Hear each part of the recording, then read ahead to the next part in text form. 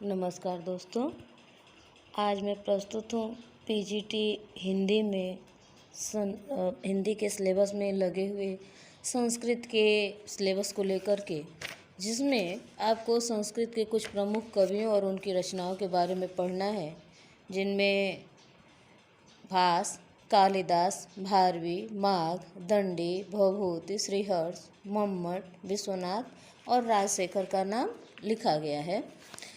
इन सभी कवियों में जो सबसे महत्वपूर्ण रचनाकार हैं, जिनको संस्कृत साहित्य का श्रेष्ठ कवि कहा जाता है, महाकवि कालिदास, हम सर्वप्रथम उनकी चर्चा करते हैं। महाकवि कालिदास ने जो रचनाएं की, उनको मूलतः 3 भागों में बांटा जाता है: महाकाव्य, खंड काव्य और नाटक। कालिदास ने 2 महाकाव्यों की रचना की, रघुवंश और कुमार संभवम। रघुवंश के आधार पर ही कालिदास को रघुकार की उपाधि दी गई थी।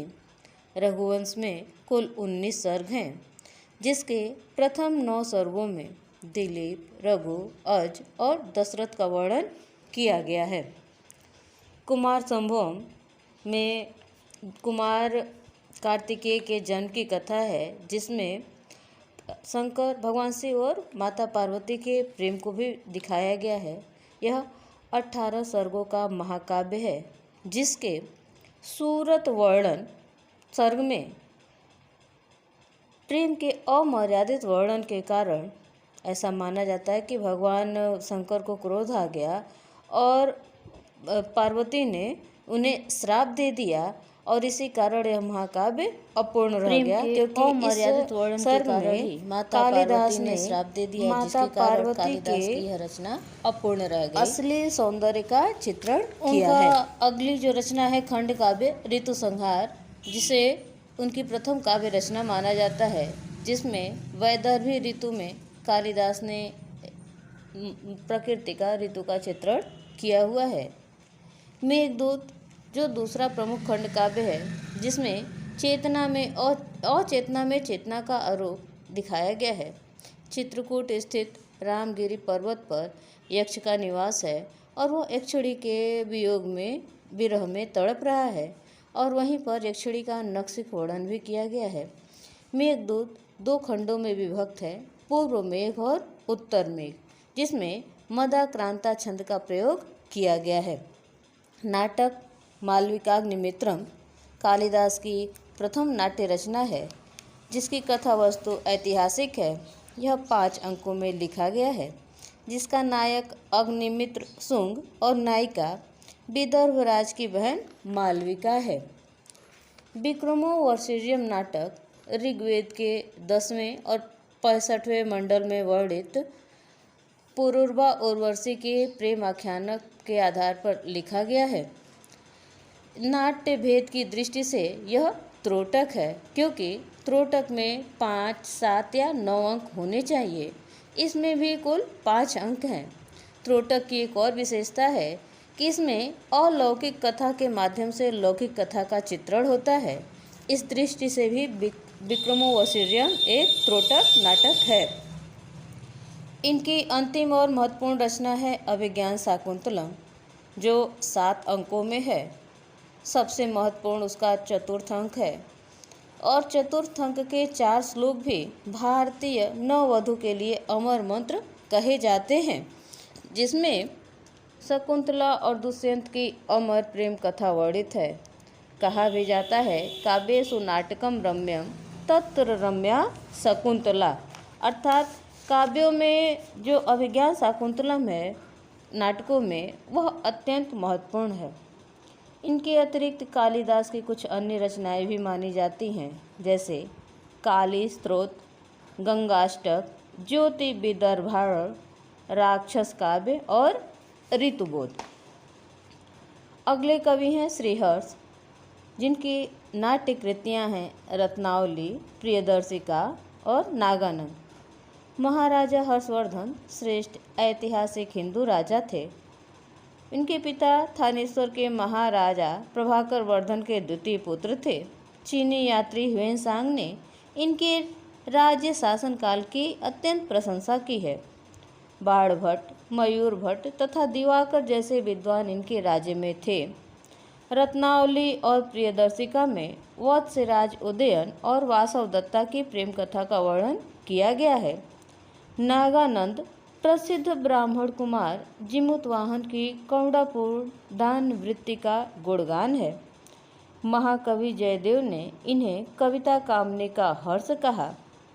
सोढ़ल ने इनकी काव्य कला से प्रसन्न होकर इन्हें श्रीहर्ष की उपाधि दी थी। हर्ष की नाट्य शैली पर कालिदास का प्रभाव स्पष्ट रूप में देखा जा सकता है। हर्ष की जो प्रमुख रचनाएं हैं वे इस प्रकार हैं: स्थैर्य विचार, श्री विजय प्रशस्ति, गौड़ देशीय शिव शक्ति सिद्धि, छंद प्रशस्ति, खंडन खंड खाद्य, नव संहार चरितम जो यह चंपू काव्य है, और जो सबसे महत्वपूर्ण रचना है वह है नैषधीय चरितम, जिसमें कुल 22 सर्ग हैं, 2830 श्लोक हैं। इसका अंगिरस श्रृंगार है और यह महाभारत के वन पर्व की कथा को वर्णित करता है। अगले कवि हैं भवभूत, जिनका वास्तविक नाम श्रीकंठ है और इन्हें उम्बेक उपनाम से भी जाना जाता है। विभिन्न शास्त्रों के विशेषज्ञ होने के कारण ये पद वाक्य प्रमाणज्ञ कहे गए। इनके जो 3 प्रमुख नाटक हैं, मालती माधवम जो 10 अंकों का एक चंपू काव्य है जिसमें श्रृंगार रस की प्रधानता है। दूसरा है महावीर चरितम जो 7 अंकों का चंपू काव्य है, किंतु इसमें वीर रस की प्रधानता है और यह गौड़ी शैली में लिखा गया है। और सबसे महत्वपूर्ण रचना है उत्तर रामचरितम जो 7 अंकों का है और जो करुण रस प्रधान है और रामायण के उत्तरकांड की कथा को वैदर्भी शैली में इस नाटक में लिखा गया है। अगले कवि हैं भास, जिनकी रचनाएं महाभारत रामायण उपजीव्य से ली गई हैं और 1-2 रचनाएं कल्पित भी हैं। स्वप्नवास दत्ता, प्रतिज्ञा यौगंधरायण इनके प्रमुख नाटक हैं। महाभारत से जो कथा वस्तु लेकर के उन्होंने रचनाएं की उनमें पंचरात्रम, बालचरितम, ऊरुभंगम, दूत घटोत्कच, कर्णभार, मध्य व्यायोग और दूतवाक्यम है। रामायण की कथा पर आधारित प्रतिमा नाटकम और अभिषेक नाटकम है तथा कल्पना के आधार पर लिखी गई इनकी जो 2 नाटक हैं वो हैं चारुदत्त और अविमारक। अगले कवि हैं भारवी, जिनको आतपत्र भारवी उपनाम से भी जाना जाता है। इनका एक अन्य उपनाम दामोदर भी है। ये चालुक्य वंशी राजा विष्णुवर्धन के सभा पंडित थे। रीति काव्य परंपरा का जन्मदाता भारवी को ही माना जाता है। भारवी की बहुत महत्वपूर्ण रचना है किरातार्जुनीयम जो 18 सर्गों में वर्णित है और यह बृहत्त्रयी की प्रथम रचना भी है जिसमें वीर रस की प्रधानता है। महाभारत के वन पर्व से इसकी कथा ली गई है जिसमें 1040 श्लोक हैं। सर्ग का आरंभ श्री शब्द से और सर्ग का अंत लक्ष्मी शब्द से होना इस महाकाव्य की विशेषता है।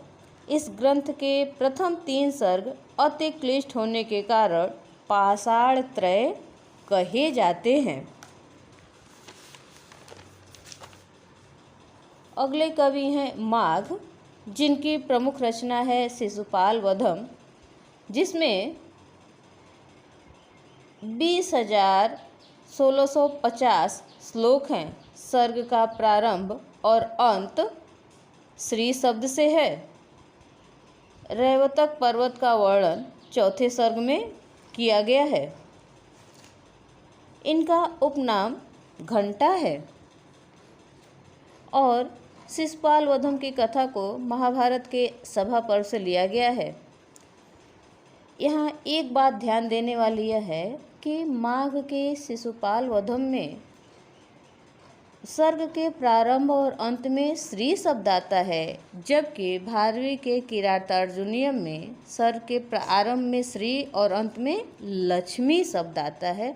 यहाँ थोड़ा सा विद्यार्थियों को कन्फ्यूजन हो जाता है, इसलिए इस पर ध्यान देना ज़्यादा जरूरी है। अगले कवि हैं दंडी, जो कांची के राजा नरसिंह वर्मा के आश्रय थे। इनकी जो रचनाएं हैं 10 कुमार चरित, काव्यादर्श, अवंती सुंदरी कथा, छंदो विचित्र, कला परिच्छेद और द्विसंधान काव्य। 10 कुमार चरित में 10 राजाओं का चित्रण किया गया है, जिसके 3 भाग और 8 उच्छ्वास हैं। काव्यादर्श अलंकार शास्त्र का चंपू शैली में लिखा गया काव्य है, जिसके 4 परिच्छेद हैं। अवंती सुंदरी कथा दंडी के जीवन चरित्र का वर्णन है।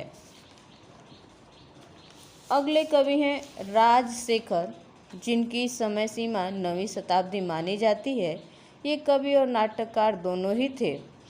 इनकी पत्नी अवंती सुंदरी थी और ये राजा महिपाल महेंद्रपाल के आश्रय में रहते थे। काव्य मीमांसा इनकी बहुत महत्वपूर्ण रचना है, जो काव्य का विवेचन करता है, जिसमें 18 अधिकरण हैं। इसके अतिरिक्त इनकी अन्य जो नाटक हैं वो हैं बाल रामायण, बाल भारत, जो प्रचंड पांडव के नाम से भी जाना जाता है, विद्यासाल मंजिका, जो 4 अंकों की छोटी सी नाटिका है, और कर्पूर मंजरी नाटक।